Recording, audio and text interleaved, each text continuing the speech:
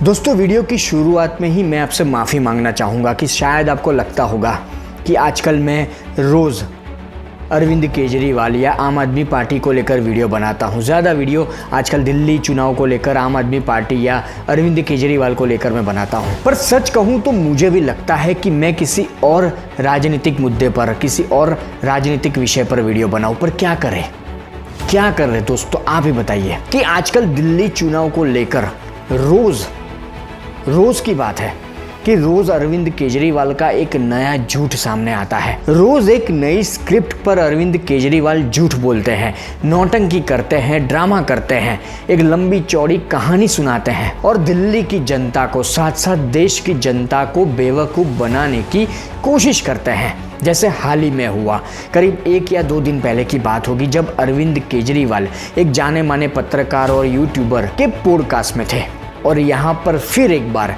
अरविंद केजरीवाल बुरी तरह से फंस गए कि अरविंद केजरीवाल अपने 10 साल की सरकार में कोई काम को नहीं गिनवा पाए। और जब यमुना की सफाई की बात निकली तो फिर एक बार अरविंद केजरीवाल कहानी सुनाते नजर आए और सबसे बड़ी बात कि पूर्वांचलियों का अपमान करते नजर आए। यमुना गंदी है, उसके पीछे पूर्वांचलियों का हाथ है, इस तरह की कहानी अरविंद केजरीवाल सुनाते नजर आए। ये पूरा मुद्दा वीडियो के साथ, अरविंद केजरीवाल के वीडियो के साथ इस वीडियो में मैं आपको बताऊंगा। बस आपसे नम्र निवेदन है कि आप मेरे इस वीडियो को ज़्यादा से ज़्यादा शेयर करें, क्योंकि हर बार दिल्ली चुनाव को लेकर, अरविंद केजरीवाल या आम आदमी पार्टी को लेकर मैं वीडियो बनाता हूं तो कहता हूं आप सबसे कि इस बार हमें दिल्ली की जनता को बचाना है। तो प्लीज़ इस वीडियो को ज़्यादा से ज़्यादा शेयर करें। नमस्कार दोस्तों, अरविंद केजरीवाल देश के नहीं दुनिया के स्वघोषित सर्वश्रेष्ठ मुख्यमंत्री, स्वघोषित ईमानदार व्यक्ति, जिनके बारे में मैं कई बार अपने वीडियो में कह चुका हूं कि बॉलीवुड हॉलीवुड के कलाकार भी इनके सामने फेल है। ये बहुत बड़े वाले एक्टर हैं और झूठ बोलने में तो इनके आगे कोई नहीं टिक सकता। पर झूठ कितने दिनों तक टिकेगा? क्योंकि अरविंद केजरीवाल और उनकी आम आदमी पार्टी की बात करें तो पिछले 10 साल में दिल्ली में अरविंद केजरीवाल और आम आदमी पार्टी ने कोई काम नहीं किया। तो किस मुंह से अरविंद केजरीवाल या उनके नेता अपना काम गिनवाए? जैसे सबसे बड़ा मुद्दा यमुना की सफाई का है कि फिर एक बार यमुना की सफाई पर अरविंद केजरीवाल झूठ बोलते नजर आए और यमुना की सफाई पर झूठ बोलने के साथ साथ अरविंद केजरीवाल कहीं ना कहीं पूर्वांचलियों का अपमान करते नजर आए कि जब अरविंद केजरीवाल एक जाने माने पत्रकार यूट्यूबर के पॉडकास्ट में थे तो उनसे जब यमुना की सफाई के बारे में सवाल पूछा जाता है तो अरविंद केजरीवाल सारा दोष पूर्वांचलियों पर मढ़ने लगते हैं। अरविंद केजरीवाल का कहना है कि लंबी चौड़ी कहानी सुनाते हैं दिल्ली की कच्ची कॉलोनी को लेकर। बार बार कच्ची कॉलोनी की बात अरविंद केजरीवाल करते हैं और पूर्वांचलियों पर दोष मढ़ने की कोशिश करते हैं। मतलब खुद की नाकामी छुपाने के लिए अब अरविंद केजरीवाल ने पूर्वांचलियों का अपमान किया है, पूर्वांचलियों के खिलाफ जहर उगला है। आप भी सुनिए कि किस तरह कच्ची कॉलोनी कहकर पूर्वांचलियों का अपमान ये अरविंद केजरीवाल कर रहे हैं। पहले वीडियो देखें, फिर आगे बात करते हैं। मैं आपको बताता हूँ क्या यमुना गंदी क्यों है और कैसे साफ होगी। तो यमुना में दिल्ली में 1792 कच्ची कॉलोनी है। इन कच्ची कॉलोनियों में मोस्टली पूर्वांचल के लोग आके रहते हैं। इन कच्ची कॉलोनियों से जो मल निकलता था, डेली सीवर निकलता था, वो नालियों में जाता था और नालियों के जरिए सीधा यमुना में जाता था। ये एक बहुत बड़ा कारण था दिल्ली में यमुना के गंदा होने का। देखा आपने गौर से वीडियो, किस तरह से अरविंद केजरीवाल फिर एक बार यमुना की सफाई पर एक कहानी सुनाते हैं। अपनी नाकामियों को छुपाने के लिए पूर्वांचलियों का अपमान करते हैं। 2015 में अरविंद केजरीवाल बड़ी बड़ी बातें करते हैं कि हम यमुना को साफ कर देंगे। 2020 में भी कहते हैं कि हम यमुना को साफ कर देंगे।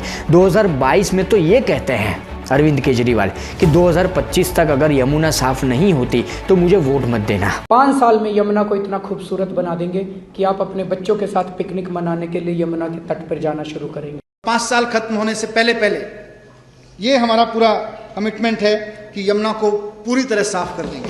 5 साल के अंदर अपने को ऐसे करना है कि दिल्ली के एक एक व्यक्ति को यमुना के तट के ऊपर लाना है और एक एक व्यक्ति को यमुना के लिए गौरवान्वित महसूस करवाना है। दिल्ली सरकार की तरफ से मैं कहना चाहता हूं कि यमुना को साफ करने के लिए हम पूरी तरह से प्रतिबद्ध हैं। 1.5 साल के अंदर अंदर आपको यहाँ पे इतना शानदार यमुना के तट पे नजारा देखने को मिलेगा। ये चुनाव छोड़ के अगले चुनाव के पहले आप सबको यमुना भी नहलवा देंगे। मैं आपके साथ डुबकी लगाऊंगा। जैसा मैं अक्सर कहता हूं कि 5 साल तो लगेंगे, लेकिन 5 साल के अंत में आपको सबको यमुना में डुबकी तो जरूर लगवा दूंगा मैं। 2024 के अंत तक दिल्ली के अंदर यमुना को हम बिल्कुल साफ कर देंगे। अगले चुनाव में मैं खुद डुबकी लगाऊंगा यमुना के अंदर और आप सब लोगों को साफ पानी में डुबकी लगवा दूंगा।